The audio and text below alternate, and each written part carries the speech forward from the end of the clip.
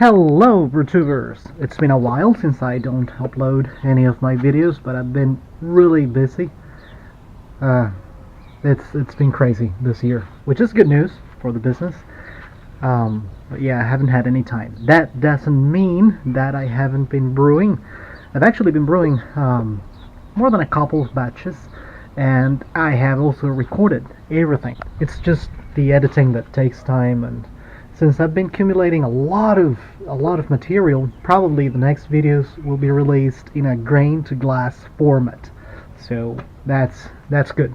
This brewing video you're about to see was actually recorded a while ago, long time ago, to the point that the finished beer has already been reviewed by Dr. Hans.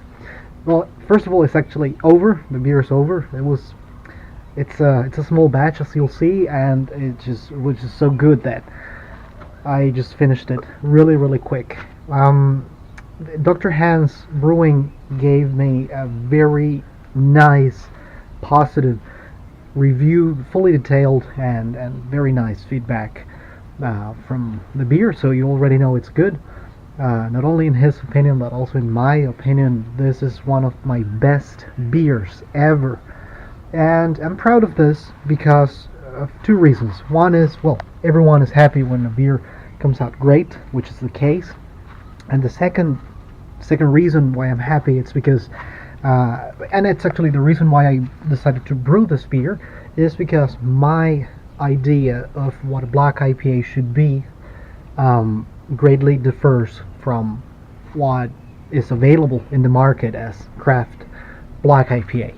And just to be more specific, among other factors, I believe that a Black IPA should be a beer that is hoppy and is dark. Well, actually, it should be black in color, but it doesn't have the astringency, roastiness, chocolate, coffee, burnt toffee flavors of a dark ale or a stout or a porter. Otherwise, it would be a hoppy stout, hoppy porter, hoppy dark ale. I've tried a lot of Black IPAs from the UK. Here in Spain you can find some as well. I tried some from Germany and some American ones as well. And curiously, all of them seem to me like hoppy stouts, and that's not what a Black IPA should be, in my opinion, because that's a hoppy stout. So watching Dr. Hans Brewing series of Black IPA, I realized that he is also of the same view as to what a Black IPA should be like and what it should taste like. And that encouraged me to brew my own. And, well, here is what you're about to see is what I came up with. I am really happy with the result because it is, as I said, a hoppy beer, dark in color. It's got the body, it's got partially some of the flavors of roasted grains, but not the astringency or the taste of coffee or the taste of chocolate and burnt toffee. So it is a very interesting recipe, in my opinion. If you are of my same view, then you will definitely enjoy this recipe. Again, one of my best beers ever. So, with that being said, and without further ado, let's travel back in time to the kitchen. Let's start brewing. Okay, so here we're in the kitchen, and here are all the ingredients we'll be using for this Black Magic, so to call it, Black IPA. So we will use 8 liters of water, a kilo and 100 grams of pale malt, 300 grams of special W, not to be confused with special B, then 150 grams of Munich, 100 grams of Cara Amber, 100 grams of flaked oats, and as for the dark grains, here they are. It's 75 grams of chocolate malt, 20 grams of black malt. These have been cold steeping for 12 hours more or less, and look at this, it already looks really dark. So these will be added at the sparge, and the purpose of this is We don't want any roastiness or chocolate flavor. We don't want any of the characteristics of the flavor characteristics of the roasted grains. We only want them for the color. Actually, these grains are gonna contribute to, in a very noticeable way, to the color and also to the taste. But this is desirable. I want some raisin notes and dark fruit notes in the beer, but I don't want the roastiness, the astringency, and the coffee and chocolate. I don't want that in the Black IPA. That's one of the main aspects that I would like to emphasize in this beer and in this particular recipe. And I know it's going to bring a lot of discussion, because there is a lot of discussion around this style of beer, but this is my way of seeing it. Now, as for the hops, we're only going to be using two types of hops. This is Willamette, which is going to be used for bittering, flavor and aroma, and also dry hopping, and Cascade, flavor, aroma, dry hopping, no bittering. And I'll tell you the amounts and the timing in the recipe below, or when we're brewing it. Oh, I was forgetting about the yeast. Here we have it. This has been collected from the leftover IPA, and well, it's my favorite yeast. I guess you might know what it is. Yes, it's an M42 Mangroviax. That's the one I'll be using for this beer. Now, as for the mash, it's going to be really simple. It's going to be a single infusion at 67 degrees for 60 minutes. Boom. And then we go straight to sparge and then to the boil. Here's the hop schedule, just in case you want to take a peek now. Here it is. Alright, so water's now a little bit above 67. It's actually at 70 degrees, because we're going to lose some degrees now while going in. This brings so much good memories. And look at the water. It's already turning into something a little dark, probably due to the special W. So I'll be doing this, making sure I stir the grains properly, and we're gonna mash, as I said, for 60 minutes. I'll be making sure we don't lose that many degrees. In case we lose something, I'll just turn on the heat to get it back to 67 for 60 minutes. So I'll be back for the sparge to give you some news on how things are going. Alright, so time's over, the mash is over, and it's time to take all this out. Look at the color. It's very dark. Not black, but very dark. That's actually what I wanted.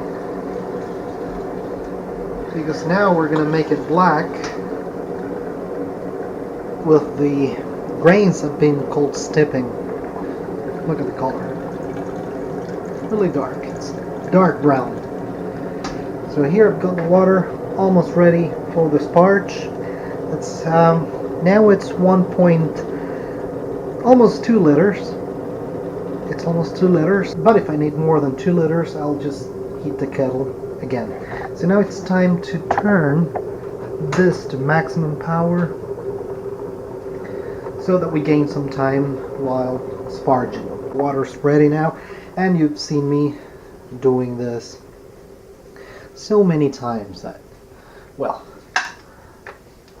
I won't record it, but it pays to be patient. I'll be doing this very, very, very patiently, and I'll come back when I sparge these grains. This is the interesting part now.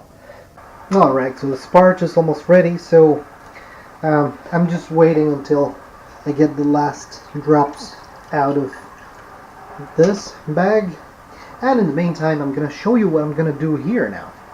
So, kettle back on, 1.5 liters of water.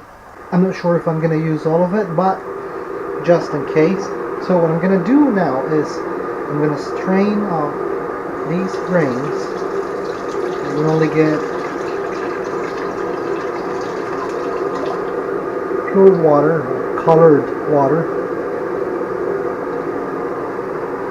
And as you can see, it's black. So the purpose of the water is to just wash out these grains and then add this to this. So it's time to do a, sort of call it a mini sparge with these grains. Alright, that will do. So I used more or less a liter because it was 1.5, so now it's half a liter. And it was already 1 liter here in the when I steeped the grains. So here we have 2 liters of very dark, we can call it wort, which will be added here. And in it goes.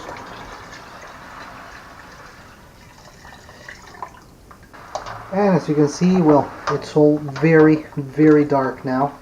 It's not black, okay? Well, in any case, it needs to boil down a little bit. But I'm anticipating that we might not get a black IPA, but a very dark IPA.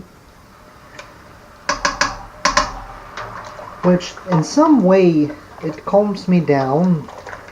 It calms down my worries on the flavor, on the roastiness and all that. But now it raises another concern, which is the color, obviously. So, well, we'll just have to wait and see how it turns out.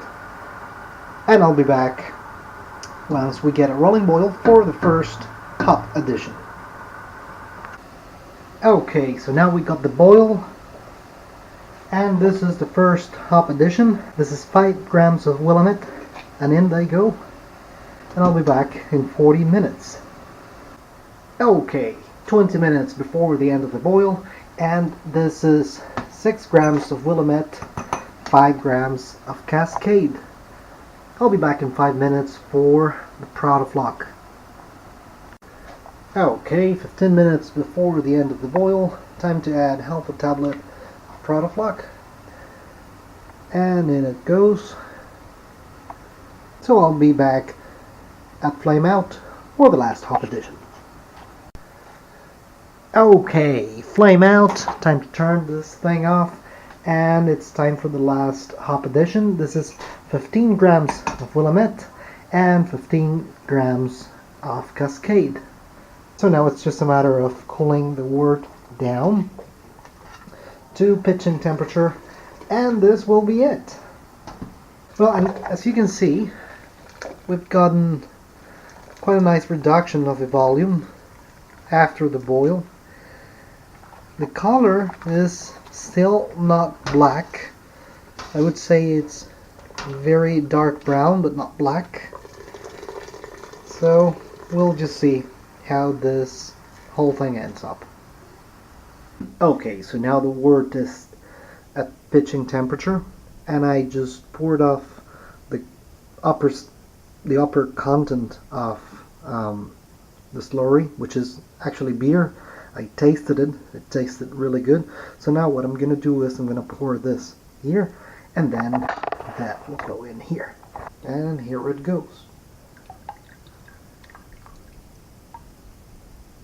I'll shake this and aerate it, and I'll be back once it's in the fermenter. Alright, so the airlock's on, everything's ready to start fermentation. I forgot to take a picture of the original gravity, but it is 1060, so we're good. Alright, so it's dry hop time, and this will be 15 grams of Cascade. Oops. Alright, so this is 15 grams of Cascade, and what's left in this pocket of Willamette, which is 30 grams, so twice the amount that you see here for this Cascade hops, and it all goes in, and this will go into our Black Magic Black IPA. And here you have her. As you can see, it got way darker than it was originally. Fortunately, the flavor is really good. It's there, not getting any of the black malts classic flavors and roastiness. I'm not getting any of that. It tastes just like a regular IPA. And now it's gonna get hoppier with this super cool hop addition. And here it goes. Alright, here it goes. So, the experimental part of this brew will be that after dry hopping, I'm gonna cold crash it, and then I'm gonna transfer this to the keg, and I'm gonna do gelatin, the gelatin process to get it even clearer, and then I'm gonna force carb it in the keg. I'll keep you posted. Cheers and beers.